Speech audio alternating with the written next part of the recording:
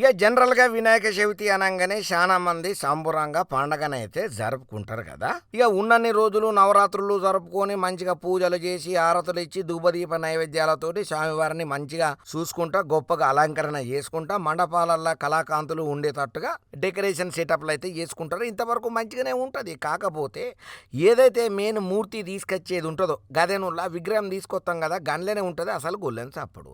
కొంతమంది గబ్బర్ సింగ్ అని, కొంతమంది విక్రమ్ రాథోడ్ సింగ్ అని, ఇంకొంతమంది ఠాగూర్ అని, స్టాలిన్ అని, శంకర్ దాదా ఎంబీబీఎస్ అని, ఆర్య 2 విగ్రహం అని, సలార్ అని, కేజీఎఫ్ అని ఇట్లా చెప్పుకుంటా పోతే మొన్నట్లో వచ్చినటువంటి పుష్ప సినిమాతో సహా ఇక ఈ సినిమా ఆ సినిమానే కాదు, ఏ సినిమా పబ్లిక్ బాగా కనెక్ట్ అయితే ఆ సినిమాతోని శివరాఖరికి మొన్నట్ల త్రిబులారు గణపతి అని కూడా తీసుకొచ్చిండ్రు. సరే ఇక ఇదంతా కామన్, మనం అందరం చూస్తూనే ఉంటాం. కానీ ఇప్పుడు పైచం మరీ ముదిరినట్టే కనబడుతున్నది. మొత్తం పుష్ప సినిమా సెటప్ లెక్కన దగ్గర దగ్గర ఒకటి కాదు రెండు కాదు 30 లక్షలతోని వేసిల్లట.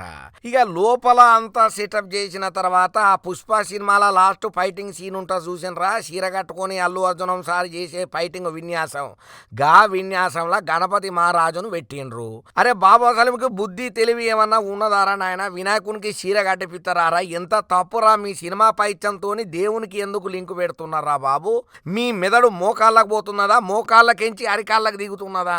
అసలు గణపతి మహారాజును ఎంతో పవిత్రంగా మట్టి గణపతులనే పూజన చేయాలని అంటుంటే, సరే ఇక మట్టి గణపతులు కొంతమందికి కలర్ కాంబినేషన్లలో అనుకున్నట్టు దొరకదు కాబట్టి ప్లాస్టర్ ఆఫ్ ప్యారిస్లో తెచ్చుకొని చేస్తున్నాడు. సరే వదిలేసినాం అక్కడికనంటే రకరకాల సినిమా హీరోల గెటప్లను పెట్టిండ్రు. సరే అక్కడికి వదిలేసినాం కదా అని అంటే ఇప్పుడు మరీ పైచం మీకు ముదిరిపోయిండ్రు.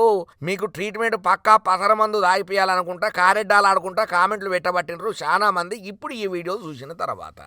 ఎందుకంటే మరి ముఖ్యంగా హిందూ ధర్మాన్ని సనాతన ధర్మాన్ని కించపరిచేటట్టు గణపతి మహారాజుకు గిట్ల చీర కట్టి మరి విగ్రహ ఉత్సవం చేసుడు ఎక్కడిది? పుష్ప సినిమాల క్లైమాక్స్ను పట్టుకొని గిట్ల ఎర్రికీకలు వెట్టుడు ఎక్కడదని చెప్పి చాలా మంది భక్తుల కోపానికైతే గురి కాబట్టింది. సరే మీరు ఒక సినిమా అభిమానం ఉంటే అభిమానం లెక్కనే చూపెట్టుకోవాలి కానీ భగవంతుని కోపానికి భక్తుని కోపానికి అసలే గురి కావద్దు అనుకుంటా గట్టిగానే కామెంట్లు పెట్టబట్టినరు. అయ్యా ఇప్పుడు 30 లక్షలతో వేసినటువంటి ఈ Pushpa fighting climax scene setting ముచ్చట్లల్లా